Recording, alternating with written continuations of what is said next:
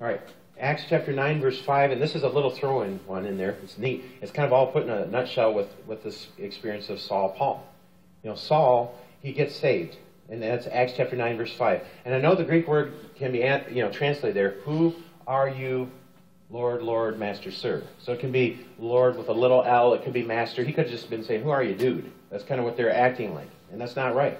Okay, he's saying, who are you, Lord? And friends, if you're trying to take away all the experiential knowledge that he was gaining of Christ right there, what would you do? Would you believe on Christ? All of a sudden he appears to you after he's there. You know he's dead. I mean, matter of fact, you're killing everybody because you think that he's dead. And you're just trying to get them all to stop saying this stuff. And all of a sudden he appears to you. What are you going to do? I mean, he's saying, who are you, Lord? Okay, the guy is saved. There's no question. And I mean, he gets all kinds of download there. Nobody ever talks about it. Well, he gives his testimony over and over again. I mean, he even gets to the point where he's like, new. I mean, he's old-time Nazarene. You know, new. That's when I got saved. I know when I got saved, all right? And he tells you this, though.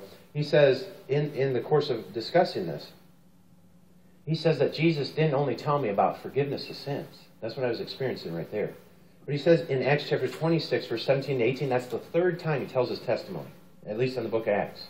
By the third time, he tells you that he not only is teaching them about salvation, but he already tells them what the whole point is. Okay? He says, so that they may receive forgiveness, the other people you're going to be witnessing to, which is the first word of forgiveness of sins, and then a place among those who are sanctified by faith in me. Friends, if you're trying to witness to people about how to get them sanctified, the key in, the doorway in is faith. You see, that's why the devil tries to get you all bogged up over that. Tell you can't, you've messed up, you have a history of messing up. He's only telling you half the truth. Yeah, you did. That's the whole point. That's why you need to go to him. Don't let him get you all hooked up on that, okay? By faith in me. So he knew that he needed to be sanctified. So that's where Romans 7 fits in. Oh, man, I sound like a Calvinist. You know, a Baptist, the other doctrine. You know, they tend to say Romans 7 is the highest state you can get in. You know, and basically it's this up and down experience of Paul.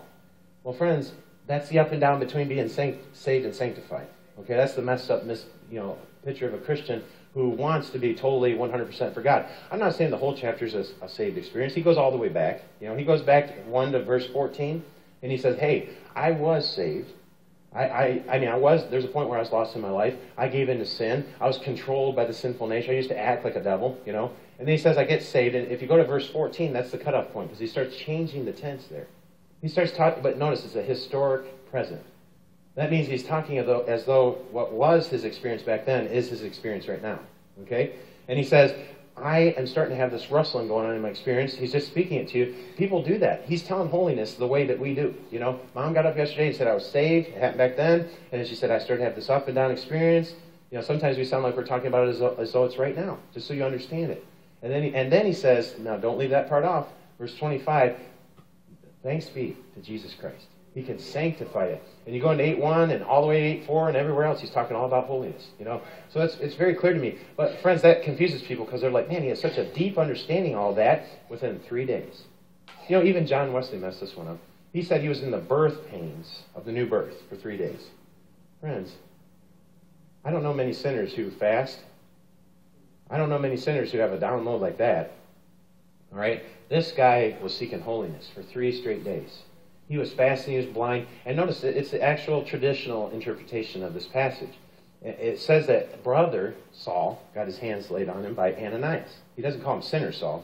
He puts his hands on brother Saul that he may be filled. Not only get his eyesight back, but be filled with the Holy Spirit. That's 9 verse 17 and 18. So in one passage you have him saved in 9 verse 5, and he's sanctified in Acts chapter 9 verse 17 and 18. Man, I'm really taking too long.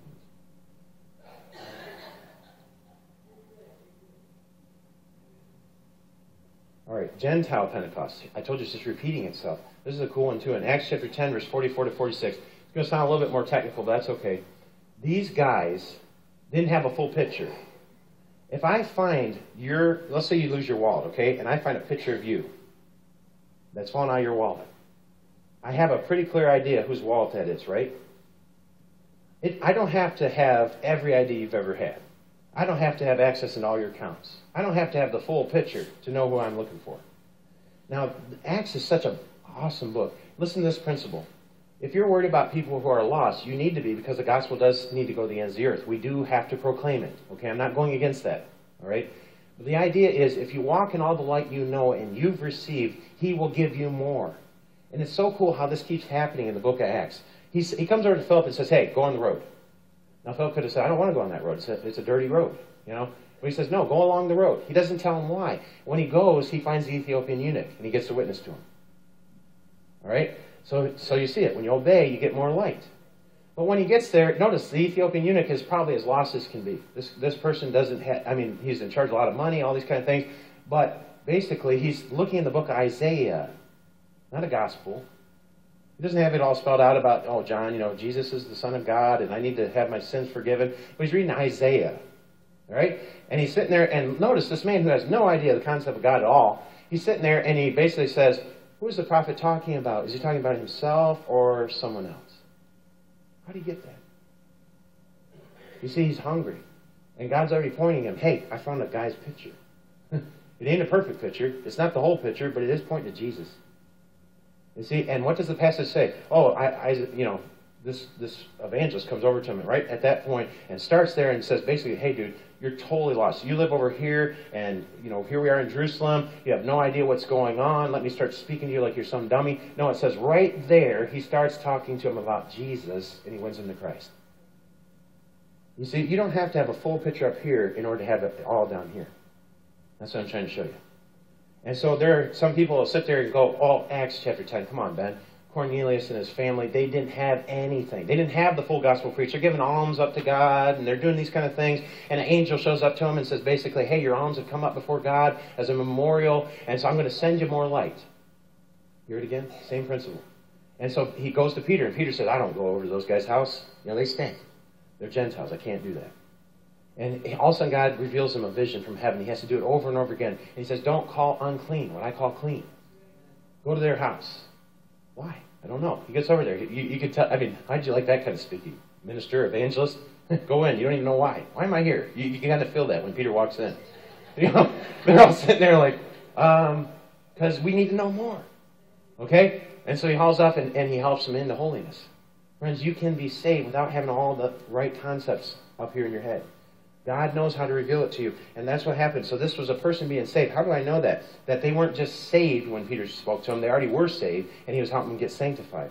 Well, if you go to the Jerusalem Council in chapter 15, that's where he's basically saying, guys, it needs to go to the ends of the earth.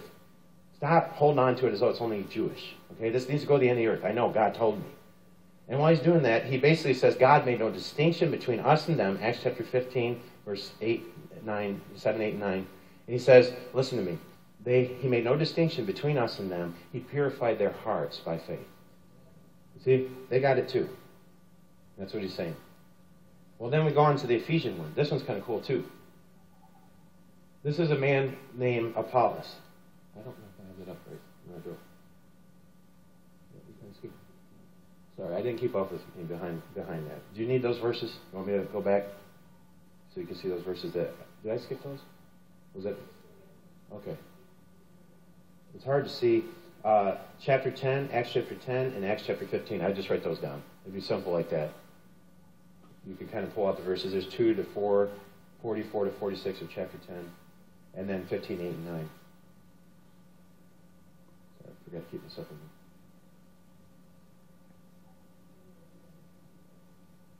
72. Okay, yeah, we had that little question at the beginning.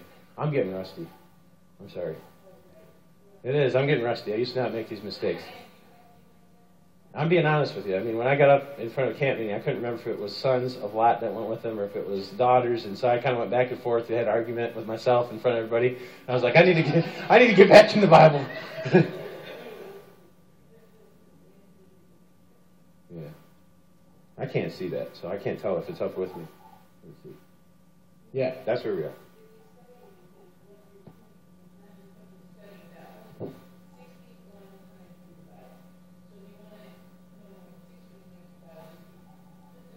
Yeah, but it does feel, you know, that's why you have to keep it so much. I mean, I was doing better, and I'm aiming higher now, you know.